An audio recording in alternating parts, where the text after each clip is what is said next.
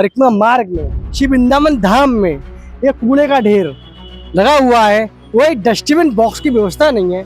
बड़ा कूड़ादान होगा तो वहीं में से खला ले जाएंगे, हम उड़ेगा ही नहीं जो कूड़ा। ये वही स्थान है जहाँ पे श्री प्रेमानंद जी महाराज का जो आश्रम है वो यहीं पर है।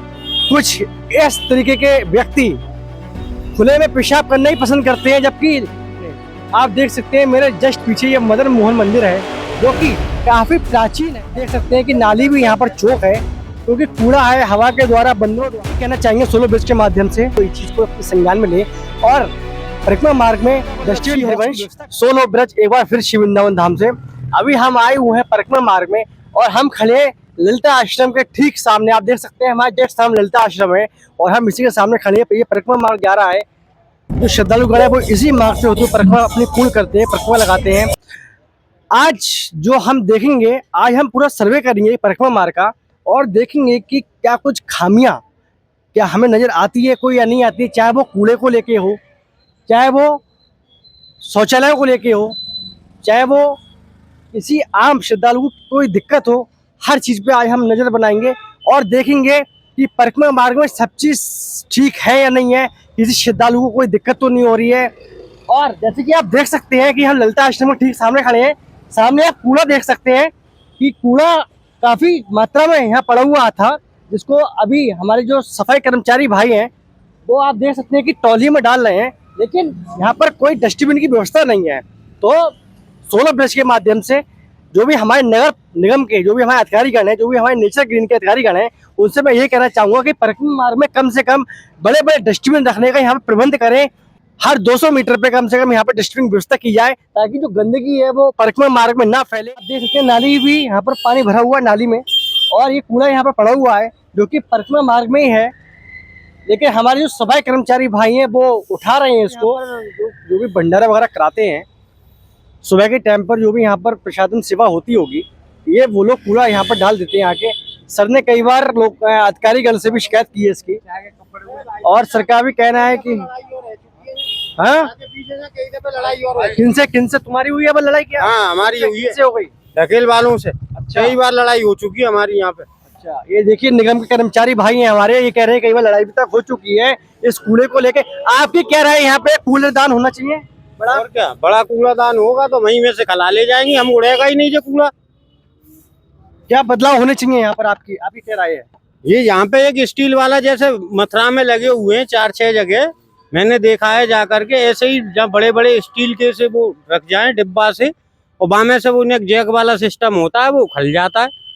कर्मचारी भाई भी हैं नगर निगम के, उनका भी यही कहना है कि यहाँ पर डस्टबिन बॉक्स की बड़ी व्यवस्था यहाँ पर की जानी चाहिए।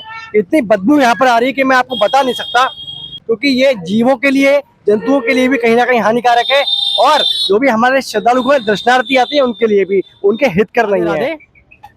अब हम खड़े हुए हैं चैतन्य महाप्रभु मार्ग, आप देख सकते हैं मेरे सामने परिक्रमा मार्ग जा रहा है। ललिता आश्रम से जो अगला चौराहा है वो यही है, इसको रमण नीति चौक भी बोलते हैं। आप देख सकते हैं सामने रमण नीति पुलिस चौकी भी है, और ये इसके जस्ट बराबर में जो रोड जा रहा है ये परिक्रमा मार्ग ही जा रहा है।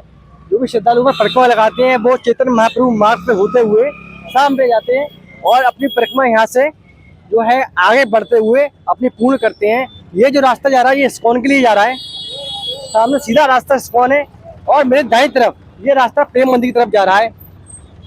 व्यवस्था आप देख सकते हैं कि यहाँ पर हाँ सब, क्योंकि मेन चौराहा है और सुबह का टाइम है तो कूड़ा करकट हमें इतना देखने को नहीं मिल रहा है, लेकिन हाँ एक चीज हमें देखने को मिली है कि यहाँ पर खुले में कुछ लोग हैं जो यहाँ पर लघु शंका करते हैं, टॉयलेट करते हैं। आप देख सकते हैं ये जो मेरे दाएं तरफ ये जो रोड है, ठीक रमण नीति पुलिस चौकी के सामने ये व्यवस्था यहाँ बना रखी है लोगों ने। उन्हें शर्म भी नहीं आती है कि टॉयलेट होने के बावजूद ये सड़कों पर ये हालत करते हैं। यहाँ पे श्रद्धालुगण भी निकलते रहते हैं, और पुलिस चौकी जस्ट सामने है, जहाँ तक कि शौचालय भी सामने है। देख सकते हैं आप, सामने ही शौचालय है, सार्वजनिक सुलभ शौचालय देख सकते हैं आप, सामने ही है मेरी आंखों के, चौकी के जस्ट बराबर में। और श्रद्धालुगण हमारी माताएं बहनें निकलती रहती हैं यहाँ से परिक्रमा के लिए भी, और यहीं आप देख सकते हैं कि कुछ इस तरीके के व्यक्ति खुले में पेशाब करना ही पसंद करते हैं, जबकि सार्वजनिक शौचालय सामने दिख रहा है आपको। आप देखें कि मानसिकता लोगों की कैसी है। टॉयलेट सामने होने के बावजूद भी खुले में टॉयलेट किया जाता है। कोई माता बहन निकल रही हो, उन्हें कोई मतलब नहीं किसी से, बस उन्हें तो खड़े होके पेशाब करने से मतलब है। तो इस चीज पर तुरंत ही रोक लगनी चाहिए, कार्रवाई होनी चाहिए। कुछ लोग भी हमारे साथ हैं, हम उनसे भी राय लेंगे कि क्या ये उचित है। हरे कृष्णा। कहाँ से आए हैं आप? हम तेलंगाना से प्रभु जी। क्या खुले में टॉयलेट करना जायज है? No Prabhu ji, we have to make some discipline and maintain the discipline. आप देख सकते हैं कि ये परिक्रमा मार्ग है, मेन मार्ग है, और आप देख सकते हैं कि एक व्यक्ति अभी भी तो ये बिल्कुल it is not good, it is not क्या करना चाहिए ऐसे लोगों के साथ में? Actually we have to develop it discipline and keep the banners and you know that thing Prabhu ji. It is not acceptable कि it is the place which is very pure and considered to be, you know, when people get down from their trains and buses, they get down their head and you know, bow down to the lotus feet of the Lord, considering that this is the place that the Leela Purushottam and Srimati Radharani, so the supreme personality of Godhead and the entire divinity is placed here. So this is not a good thing, अच्छा नहीं है। So इनके ऊपर तुरंत कार्रवाई की जानी चाहिए। हाँ प्रभु जी, but that has disciplinary actions need to be taken। जैसे कि प्रभु जी ने कहा है कि हाँ बिल्कुल ये उचित नहीं है, क्योंकि ये खुले में शौचालय होने के बावजूद खुले में मूत्र करना, और यहाँ पर आप देख सकते हैं सामने ही लिखा हुआ है, देखिए सुलभ टॉयलेट सामने लिखा हुआ है, और उसके बावजूद आप देख सकते हैं कि कैसे व्यक्ति धज्जियां उड़ाते हैं यहाँ पर नियमों की। सामने खुले में टॉयलेट करते हैं, चाहे कोई माता बहन निकल रही हो यहाँ से, चाहे कोई खड़ा हो, उन्हें किसी से कोई लेना देना नहीं है। जो भी हमारे प्रशासनिक गण है, मैं उनसे कहना चाहूंगा कि इस चीज पर तुरंत संज्ञान लें, तुरंत एक्शन लें, क्योंकि सार्वजनिक स्थल पर ऐसे टॉयलेट करना बिल्कुल भी उचित नहीं है। राधे राधे। अब हम आए हुए हैं श्रीहित केली कुंज के जस्ट सामने, आप देख सकते हैं मेरे जस्ट पीछे श्रीहित केली कुंज है। ये वही स्थान है जहाँ पे श्री प्रेमानंद जी महाराज का जो आश्रम है वो यहीं पर है, और जो ये वही परिक्रमा मार्ग जा रहा है, यहाँ से श्री प्रेमानंद जी महाराज आते हैं भोर के समय, और अपने दर्शन, जो भी श्रद्धालु गण है उनको दर्शन देते हैं, और इसी केली कुंज में वो अंदर जाते हैं। इसी के अंदर उनका आश्रम है, और हम उसी के सामने की तस्वीर आपको दिखाना चाहेंगे। केली कुंज से थोड़ी दूरी पर, यानी 10 कदम की दूरी पर आप सामने देख सकते हैं कचरा, आप कूड़ा देख सकते हैं कि कितनी अधिक मात्रा में कूड़ा जो है वो परिक्रमा मार्ग में केली कुंज के ठीक पास यहाँ पर जमा हुआ है। आप देख सकते हैं कि यहाँ पर, लेकिन हमारे जो सफाई कर्मचारी भाई हैं वो हैं यहाँ पर उठाने के लिए, और यहाँ पर गाड़ी भी खड़ी है नगर निगम की। लेकिन सवाल एक यही है कि क्या यहाँ पर भी एक डस्टबिन की व्यवस्था नहीं हो सकती? अगर यहाँ कूड़ा करकट इकट्ठा होता है, कूड़ा की व्यवस्था यहाँ अगर होती है यहाँ पर डालने की, तो क्या यहाँ पर नगर निगम द्वारा एक डस्टबिन बॉक्स की व्यवस्था नहीं हो सकती? अगर क्यों नहीं हो सकती? अगर ये बनाया गया है यहाँ पर कूड़ा डालने के लिए, कुछ लोग हैं, स्थानीय लोग हैं या कोई भी श्रद्धालुगण हैं, यहाँ पे आप चाय का कूलर देख सकते हैं, नमकीन के पाउच देख सकते हैं, पानी की बोतल देख सकते हैं, पॉलिथीन देख सकते हैं, हर तरीके की चीज़ यहाँ पर है, क्योंकि अच्छी खासी संख्या में यहाँ पे टी स्टॉल भी हैं और श्रद्धालुगण भी आते हैं।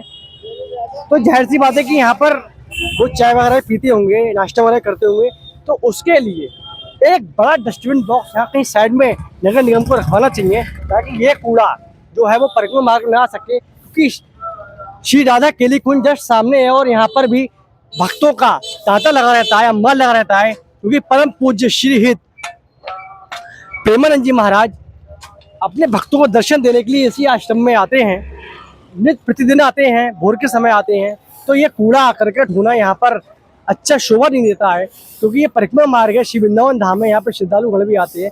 तो मेरा यही आग्रह है, जो भी हमारे नगर निगम के अधिकारीगण है, कि यहाँ पर एक डस्टबिन बॉक्स की व्यवस्था की जाए, ताकि ये जो कूड़ा है वो परिक्रमा मार्ग में ना आ सके, और एक सुंदर व्यवस्था श्री वृंदावन धाम में बन सके। राधे राधे। अब हम आए हुए हैं श्री हित केली कुंज के थोड़ा ही आगे परिक्रमा मार्ग में, आप देख सकते हैं सामने लिखा है श्री लाडे निकुंज वन आनंदम धाम है, उसके जस्ट सामने जो परिक्रमा मार्ग जा रहा है वही है, जो हमारा मदन टेरे जिसे ऊंची ठौरी बोलते हैं, उसी के पास का जो है वो पॉइंट है। और यहाँ पर आप देख सकते हैं कूड़े का ढेर यहाँ पे भी हमें देखने को मिला है। परिक्रमा मार्ग में श्री वृंदावन धाम में एक कूड़े का ढेर लगा हुआ है, कोई डस्टबिन बॉक्स की व्यवस्था नहीं है। हम फिर पुनः आग्रह करेंगे जो भी हमारे नगर निगम के अधिकारीगण हैं कि कुछ कुछ दूरी पर बड़े बड़े डस्टबिन बॉक्स की यहाँ पर व्यवस्था की जाए परिक्रमा मार्ग में, ताकि ये जो आप देख सकते हैं कितना ढेर लगा पड़ा है कूड़े का, कहीं ना कहीं जो भी हमारे श्रद्धालुगण आते हैं परिक्रमा लगाते हैं उनके लिए भी ये अच्छा नहीं है और वातावरण के लिए भी अच्छा नहीं है, जीव जंतुओं के लिए भी अच्छा नहीं है। तो कृपया इसको संज्ञान में लें और परिक्रमा मार्ग में कुछ कुछ दूरी पर बड़े बड़े डस्टबिन बॉक्स की व्यवस्था की जाए, ताकि ये कूड़ा परिक्रमा मार्ग में ना पड़ा रहे और जो भी श्रद्धालुगण हैं उन्हें दिक्कत ना हो। अब हम आ चुके हैं काली देह। आप देख सकते हैं मेरे बाईं तरफ ये काली देह मंदिर है और ये परिक्रमा मार्ग जा रहा है। आप देख सकते हैं श्रद्धालुगणों की टोलियां भी यहाँ पर आ रही हैं, राधे राधे हरे कृष्णा का उच्चारण करते हुए, मंत्र का उच्चारण करते हुए आप देख सकते हैं टोली निकल रही है। और ये यहाँ बोली की बात है कि यहाँ पर श्रद्धालुगण भगवान का नाम लेते हुए निकलते हैं, भजन करते हुए निकलते हैं। उसी के बीच में कहीं कहीं कूड़े का ढेर भी मिलता है, जो कि ठीक नहीं है, ना ही श्रद्धालुगणों के लिए और ना ही स्थानीय लोगों के लिए। तो अभी तक हमारी जर्नी काली देह तक की है। ललिता आश्रम से काली देह तक हम अभी आए हैं, लेकिन रास्ते में हमें कई जगह कूड़ों के ढेर मिले। हम तो 200-300 मीटर पे कूड़े का जो बॉक्स है वो रखने की बात कर रहे हैं, लेकिन हमें 100 कदम पर 100 मीटर पर हमें कूड़े का ढेर मिल रहा है। अभी तक कई जगहों पे हमें मिला। हाँ, ये बात जरूर है कि जो भी हमारे नगर निगम अधिकारी, जो हमारे भाईगण हैं, कर्मचारीगण हैं, वो उसको उठाते हुए हमें दिखे, सफाई की व्यवस्था है। लेकिन हाँ, तब भी मैं ये कहना चाहूँगा कि हर 200-300 मीटर पे बड़े बड़े डस्टबिन बॉक्स की यहाँ पर व्यवस्था की जाए, ताकि जो कूड़ा है वो परिक्रमा मार्ग में ना आ पाए और जो श्रद्धालुगण हमारे श्री वृंदावन धाम आते हैं उनको असहजता महसूस ना हो, उन्हें कोई दिक्कत परेशानी महसूस ना हो। राधे राधे। अब हम आ चुके हैं काली देह के जस्ट आगे मदन मोहन मंदिर के ठीक सामने। आप देख सकते हैं मेरे जस्ट पीछे ये मदन मोहन मंदिर है, जो कि काफी प्राचीन है, वृंदावन का सबसे प्राचीन मंदिर है श्री मदन मोहन जी का। और उसके ठीक सामने हम खड़े हैं, हमारे सामने परिक्रमा मार्ग जा रहा है और व्यवस्था यहाँ की हमें कुछ ठीक लग रही है। कूड़ा करकट यहाँ आसपास कहीं नहीं दिख रहा, लेकिन हाँ, यहाँ पर एक चीज़ की कमी जरूर है कि यहाँ पर हमें कोई भी डस्टबिन बॉक्स, कोई भी कूड़े का जो बॉक्स है वो हमें यहाँ नज़र नहीं आया, जो कि होना जरूरी है, क्योंकि यहाँ भी अच्छी खासी संख्या में श्रद्धालुगण आते दर्शन के लिए। आप देख सकते हैं श्रद्धालुगण दर्शन के लिए जा रहे हैं, वापस भी आ रहे हैं। और यहाँ पर खाने पीने की शॉप्स भी हैं, सामने आप देख सकते हैं खाने पीने की शॉप्स भी हैं, जिसके कारण जो भी श्रद्धालुगण आते हैं। वैसे शॉप्स के बाहर डस्टबिन की व्यवस्था उन शॉपकीपर्स ने की है, लेकिन फिर भी एक डस्टबिन की व्यवस्था मदन मोहन मंदिर के आसपास होनी चाहिए, क्योंकि हमें आगे कुछ कूड़े का ढेर आप देख सकते हैं कि मंदिर प्रांगण के ठीक बाहर कुछ कूड़े का ढेर हमें यहाँ दिख रहा है। तो कोई एक डस्टबिन की व्यवस्था यहाँ आसपास कहीं करी जाए, ताकि ये जो कूड़े का ढेर है ये यहाँ न लग सके। और आप देख सकते हैं कि नाली भी यहाँ पर चौक है, क्योंकि कूड़ा है हवा के द्वारा, बंदरों द्वारा नाली वगैरह तक पहुँचता है और ये जो नाले हैं ये चौक हो जाती हैं, जिसकी वजह से नालियों का पानी है वो परिक्रमा मार्ग में भी आ जाता है। तो थोड़ा इस पर नगर निगम की जो भी हमारे अधिकारी हैं वो संज्ञान लें और यहाँ डस्टबिन बॉक्स रखने की एक व्यवस्था बनाएं, ताकि ये जो कूड़ा करकट है वो उसी में डाला जाए, बाहर ना आ सके। राधे राधे। अब हम आए हुए हैं जुगल घाट। आप देख सकते हैं कि मेरे जस्ट सामने ये जुगल घाट का रास्ता जा रहा है और मेरे बाएं तरफ ये श्री राधा वल्लभ जी के लिए जो रास्ता जा रहा है, ये एंट्री गेट है श्री राधा वल्लभ जी का, और हम वहीं खड़े हुए हैं। और आप सामने देख सकते हैं ये 62-70 ये सीधा परिक्रमा मार्ग जा रहा है, ये जुगल घाट के लिए जा रहा है। देखते हैं कि जुगल घाट की हालत स्थिति आज की कैसी है, क्योंकि 16 ब्रिज के माध्यम से नियमित यहाँ पर मार्जिन सेवा की जाती थी, क्योंकि अभी बीच में यमुना जी उफान पर थी, बाढ़ का पानी जो था वो बाहर तक परिक्रमा मार्ग तक आ गया था और कम से कम कमर तक यहाँ पर जल आ चुका था, जिसके कारण हम लोग की जो सेवा है, मार्जिन सेवा है, वो बाधित हुई। लेकिन अब स्थिति अगर सामान्य है और यहाँ पर कीचड़ वगैरह की व्यवस्था में भी बीच में हो गई थी, जिसके कारण हम लोग मार्जिन सेवा नहीं कर पा रहे थे।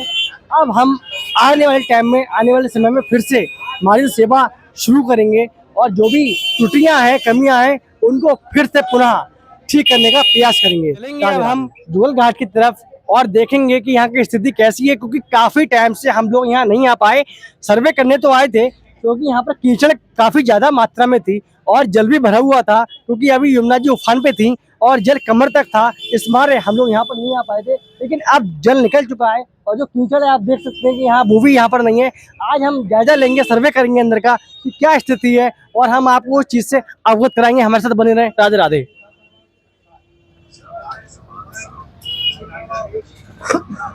आ चुके हैं जुगल घाट पर और आप देख सकते हैं कि ये जुगल घाट है। यहाँ पे देखें कितनी सारी नौकाएं खड़ी हुई हैं। ये रास्ता सामने से जो परिक्रमा मार्ग से आता है, जो भी हमने आपको दिखाया था, ये सीधा रास्ता परिक्रमा मार्ग से आ रहा है और ये जुगल घाट पर आके रुकता है।